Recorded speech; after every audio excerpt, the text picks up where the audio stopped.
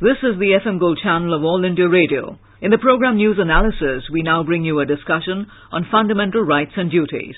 The participants are Dr. Surat Singh, constitutional expert, and Kamar Agha, senior journalist.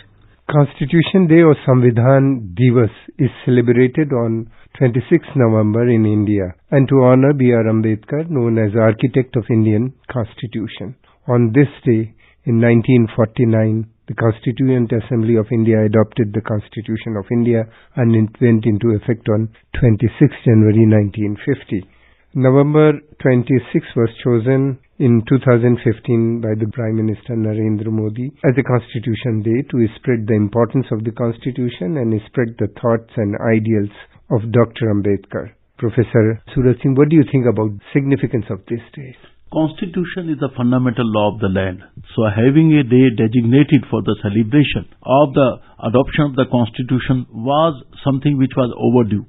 So government has done an excellent job because it will raise the awareness of the people about the fundamental law of our land, because Constitution defines the basic rights and basic duties both of citizens as well as the government. So in Constitution, in Part 3, we have certain fundamental rights which are the basic rights which can be enforced in court of law, like freedom of speech and expression, right to live with human dignity, right of equality, right of freedom of religion. So all those are enshrined in Part 3. Then Part 4 are certain directive principles which may not be enforced but which are fundamental guidelines for the governance of the country.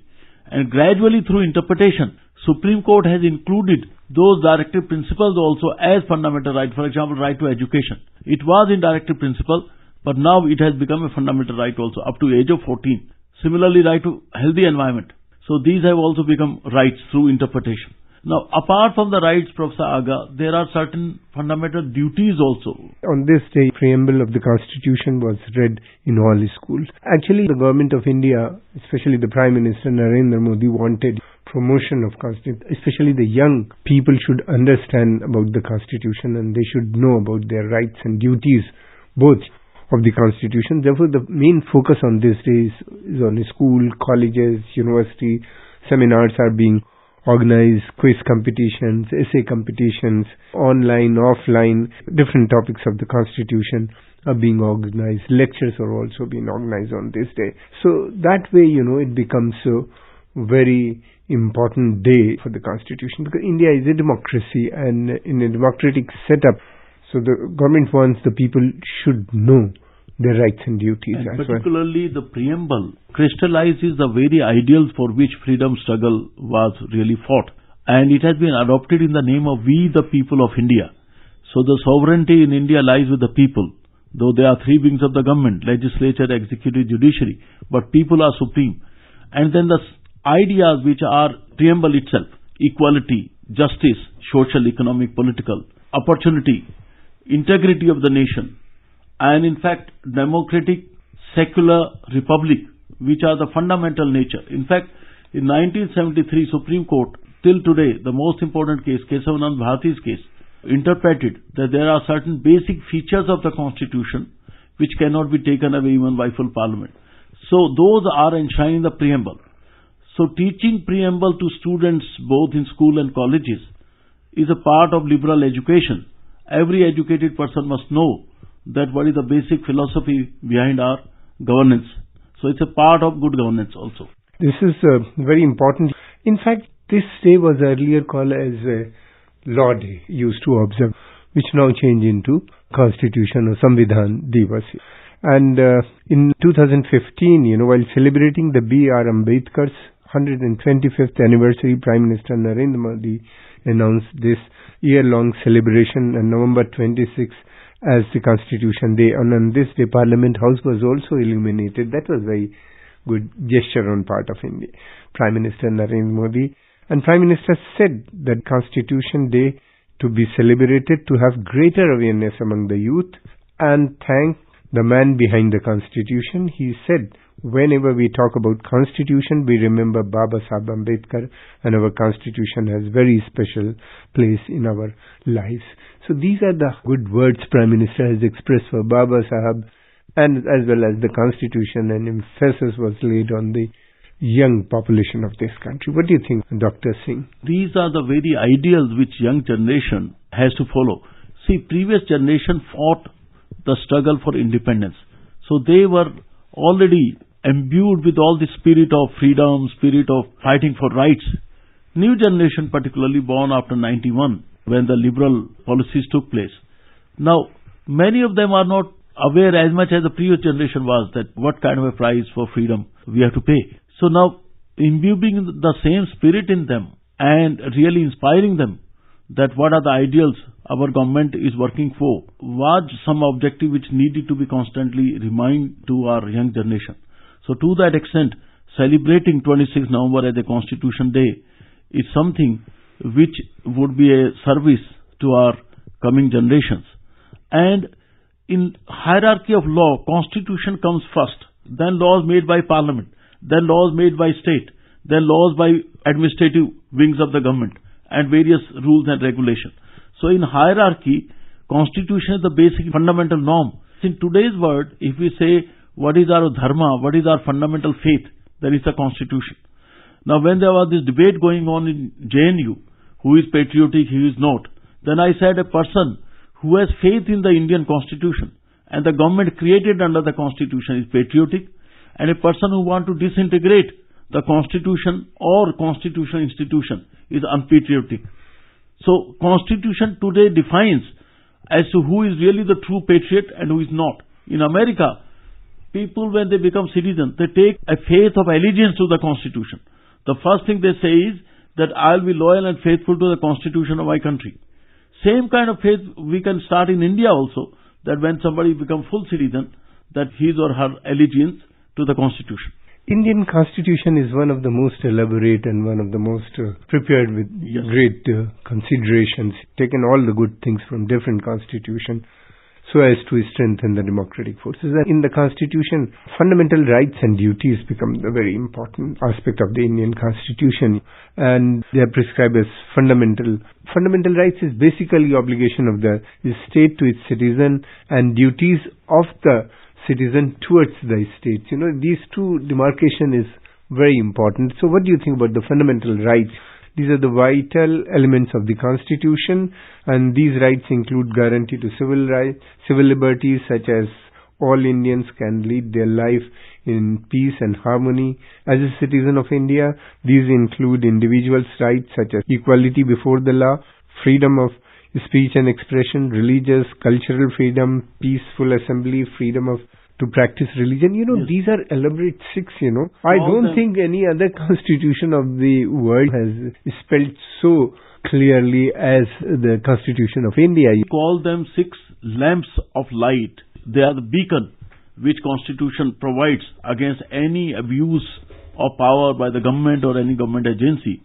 And we as a lawyer, both in High Court and Supreme Court, always take protection under Article 226 before the High Court and 32 in the Supreme Court when there is a violation of any fundamental rights. So these are the very essence why democracy is preserved.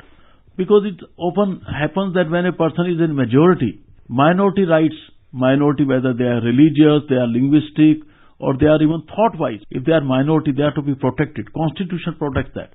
That we have the right to say within bounds of law there are reasonable restrictions. These are fundamental rights, but there are reasonable restrictions on them also. But as long as you are within the bound of those reasonable restrictions, then you have this full right to express yourself. You have the full right of non-discrimination, of equality. So these are the pillars on which our constitution and democracy is surviving.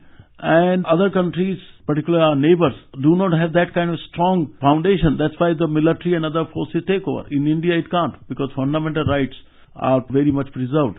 And in India, the people are quite aware of their fundamental rights, you know, and especially this scheme of the government, you know, under which they are going to promote further the rights and duties of the people. So I think it becomes important for everybody, you know, to know what their fundamental rights, what are their duties. The duties are also one of the very important aspects of the Constitution. You have the fundamental right, but you also have a duties towards the state, towards the Constitution, and you have to perform those duties. What do you think about these duties which we have? Very late, I think it was 1978 was during introduced. emergency. So these duties were included. Idea was that Gandhiji always used to say that rights and duties are interlinked. Without rights, there cannot be much duties, and without duties are there if there are rights. So both are equally important. That's something we do for the nation and something nation do for us. So in duties particularly, one is respect for all different points of view.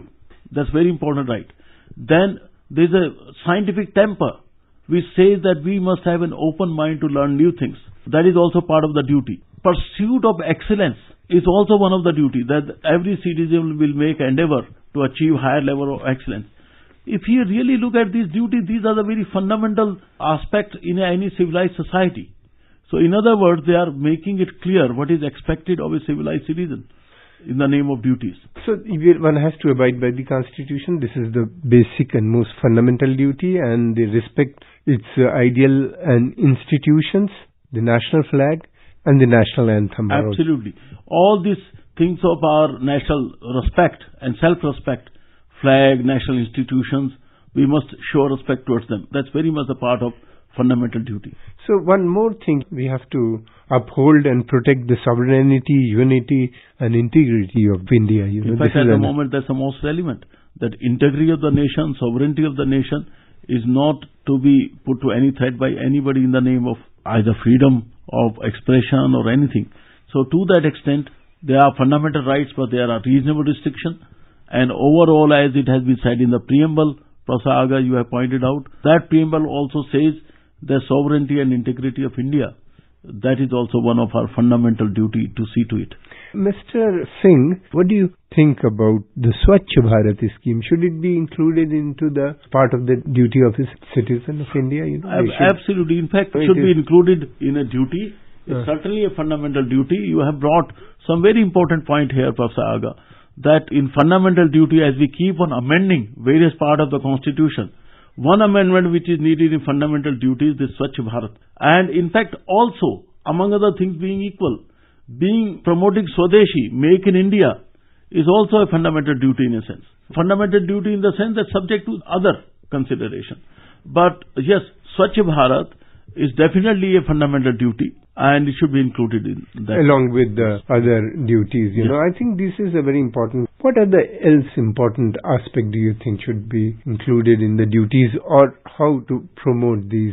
When we say scientific temper, so various kind of superstitions which can be harmful, like child marriages now, of course, they are reducing, but still, or in many cases, honor killing, those kind of things are to be discouraged. And anybody who creates any kind of a hostile atmosphere for different communities, that is to be discouraged. It's understood, but there should be more specific emphasis on this, that duty of respect towards other religion, other views, those who differ from you, should be also considered a fundamental duty of every citizen. Because it's India, because of its power of integration, its power of respect for all different kind of views. No other country in the world is as much having respect and tolerance for different views as India did, and that's its greatness, that's not its weakness. We have the biggest democracy in the world, which is functioning, and because of this... partly the credit goes to the vision of constitution makers who could make both a very rigid and yet very flexible constitution. I think it was very appropriate from the part of the Prime Minister to declare Constitution Day on the 125th anniversary of Baba Saheb Ambedkar. And besides, this day is very important to spread awareness among the youth and other section of the societies. I think people would remember for long. Yes, Honorable Prime Minister is to be lauded for this kind of a step